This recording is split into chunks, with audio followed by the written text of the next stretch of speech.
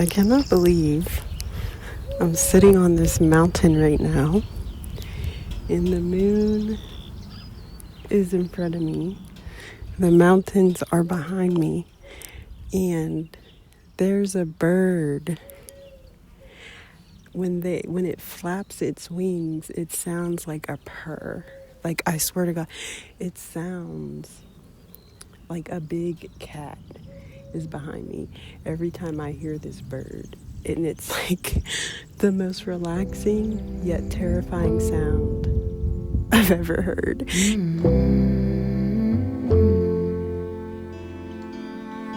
Where is the line between dreaming and feeling blue? It's 4 o'clock in the evening. I haven't left my room, but the truth is, if I'm honest, I feel stuck here in the middle. Am I one of those crazy people? Should I stay here or should I let go?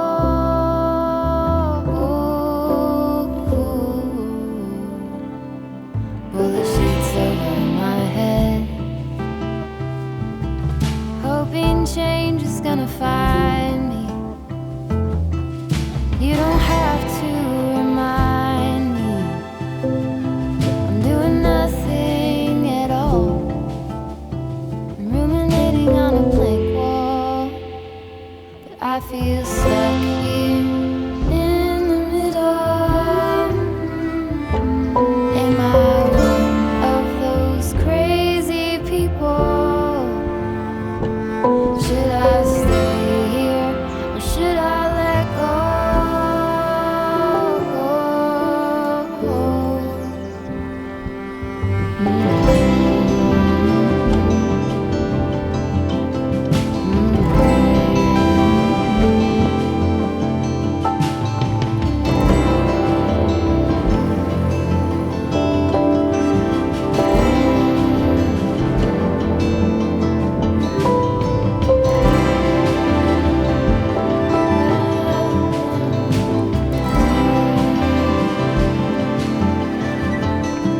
Can you tell me what I need?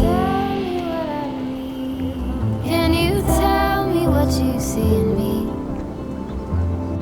Can you tell me what I need?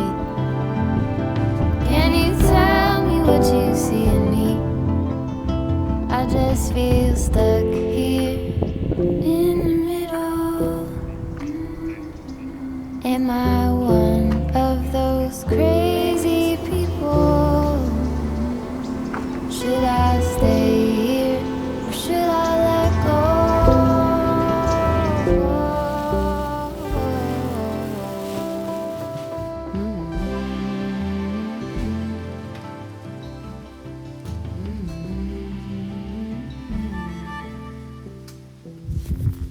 Looking at these mountains makes me feel very small.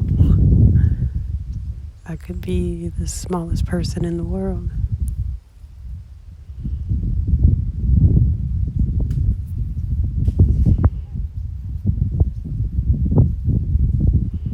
And I feel so happy. I feel so proud. And I feel like myself. I feel like her again.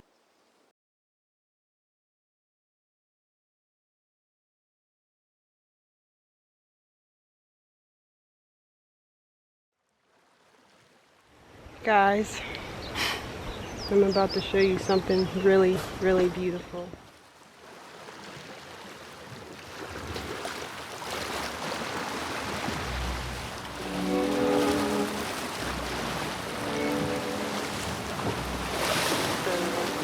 The girl went out into the world only to find herself nestled in the warm cocoon of an island in the middle of the Pacific.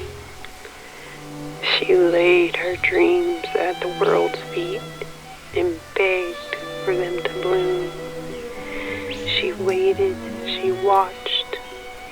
prayed, she fasted, she thought that this dream, the one that had grown from love, was hers. That she could hold it in her hands. That forever she would feel the sun on her skin, the earth beneath her feet, the waves kissing gently at her ankles.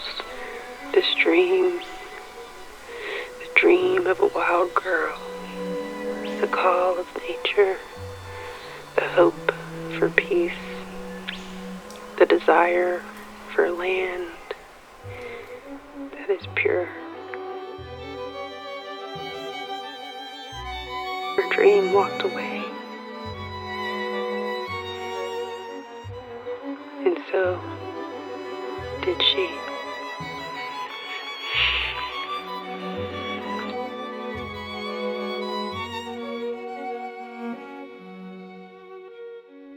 Back then, life was a dream, and I was over the rainbow. I believed in paradise, a love that could be found on any street corner. But now, it's as though one day I turned away, and not in the sense that a clock turns or a chair spins. It's more elaborate than that, more subtle. Time didn't just pass me by. It chiseled away my laughter until I couldn't recognize it as my own. The plump of my skin no longer radiates the girlish glow. My wild and fearless dreams are a memory, a nightmare I wish I never knew. The days meander now, like the slow, aching ice of a glacier, like something forgotten, something lost. I'm unsettled, hopeless, lamenting through the hours, like a months-old moth dragging its brittle wings toward a light that has long since gone out. I continue to tell myself the same story, that I'm stuck. What stuck actually means is that I'm in a comfort zone. I'm too afraid to leave. I wait for the version of me that believed in the miraculous and shudder at the thought of her slipping away from me without a single wave goodbye. I realize now that dreams are meant to be lived for a moment, and that letting go is a form of grieving. Letting go so that I can bloom and make space for the woman I am meant to be, while thanking the girl who had the courage to dream.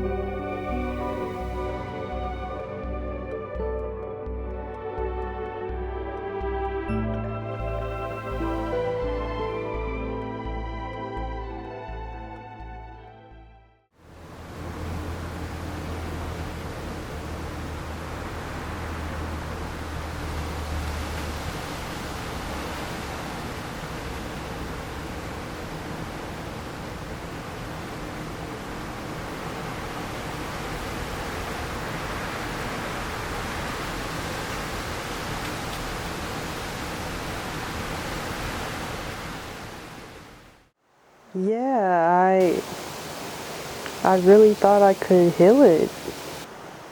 Yeah, but healing takes a long journey. You gotta think back, you really didn't really understand what it was happening to your body.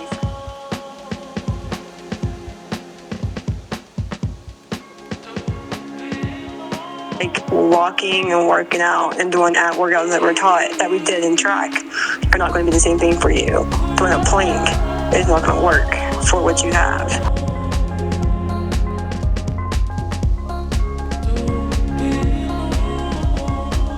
And then to be consistent, to learn how to be consistent in the journey of healing.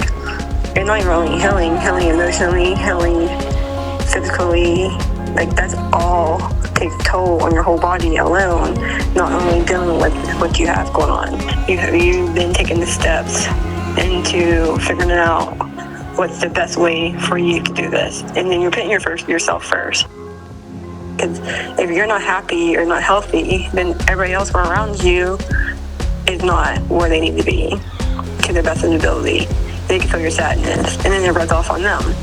So you want to be joyful and laughter and happy. I'm so envious of the women who are like flat abs. I'm so envious. Like, wow, you're like so lucky.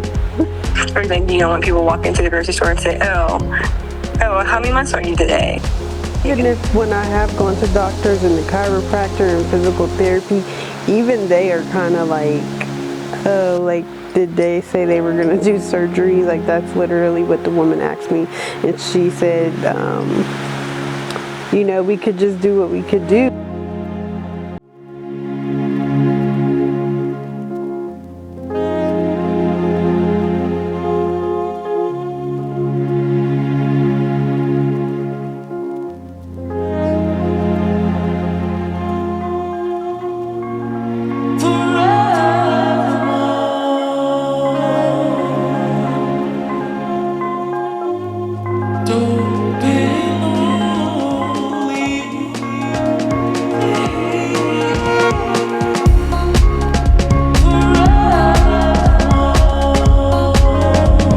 Like to try to go at things from a holistic health perspective, because it's just what 100%. I love, It's healthy, and that's where you come from, and it's nature, and it's what we know. What we grew up, what you grew up on, like, oh, like this right here is going to help me. Like, I'm not eating meat, I'm not eating this, and this is going to help me. Like, you really want surgery to be your last option.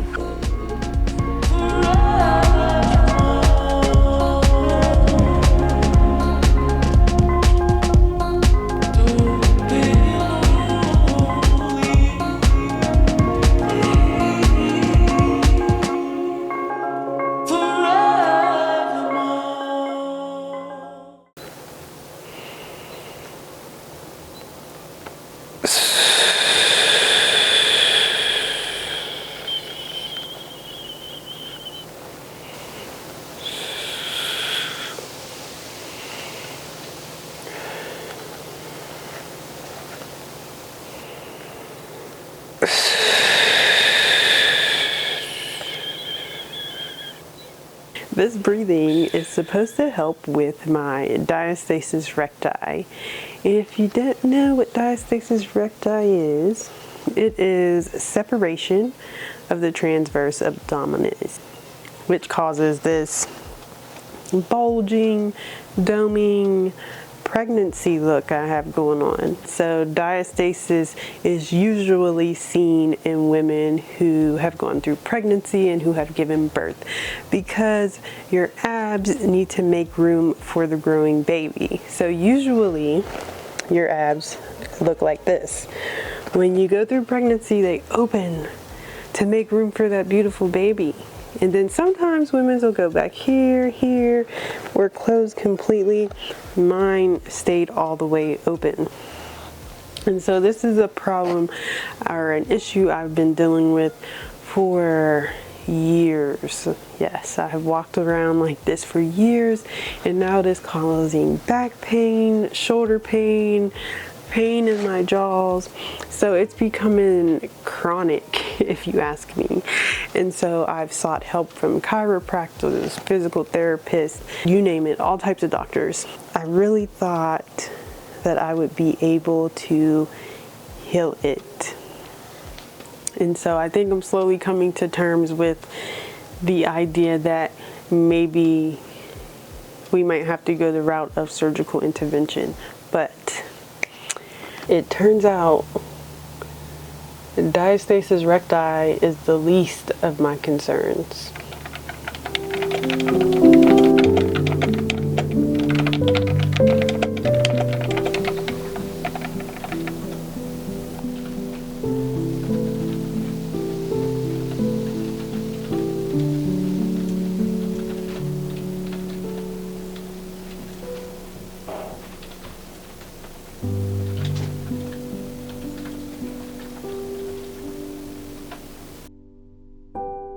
So imagine my shock and horror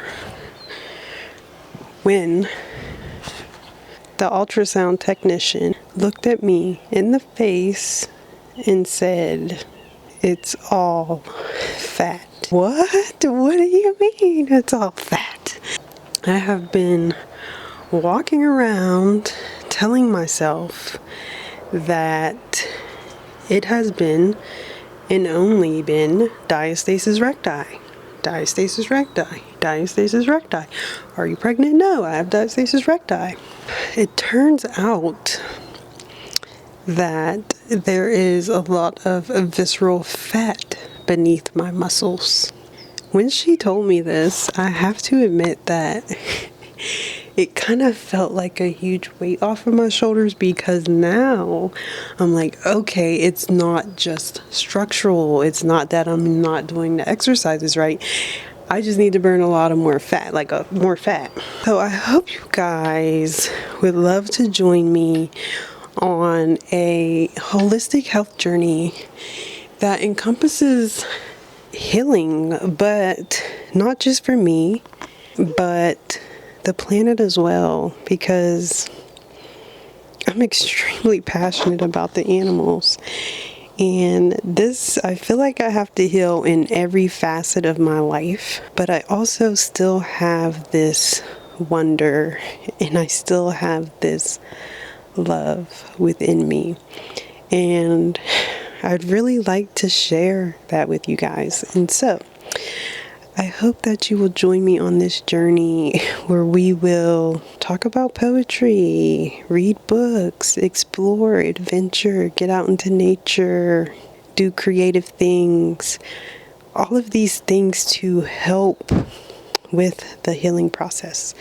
And so, yes, in order to move on, we have to let go of the past. We have to let it go so that something new can emerge, that the new version of me can emerge. And for 5 years, I've been holding on to something that maybe it wasn't meant for me at that time. And maybe at a different time, it will be meant for me. I don't have to give up on it, but I also don't have to let it hold me back. So here's to moving on.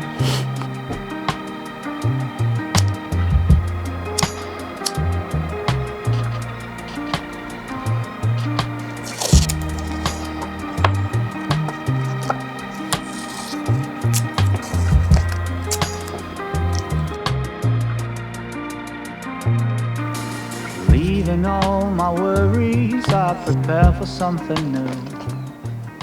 I'm slowly remembering that it was always a feeling I was after. It never really had a lot to do with the place, but it was more about the magic of living and being completely awed and in a sense of wonder at the world we live in. It's really pretty beautiful. It's really amazing. I'm driving in my car, the road is long and full of dust. The landscape changes around me, on and on, I feel unrest. Whatever happened to me, happened for my highest good. I read that in so many books, now it's almost understood. I'm moving on and on, on and on. I'm moving on and on. Grief is complicated, but it's not the end of the road. I have accepted my body as it is, and I'm learning new ways to care for myself. I have new dreams now, different, ones that allow me to become more of who I really am, and I welcome them. On my FBI file. Sweet is my location, sweet as well my destination. If you're looking to begin, then look no further than within.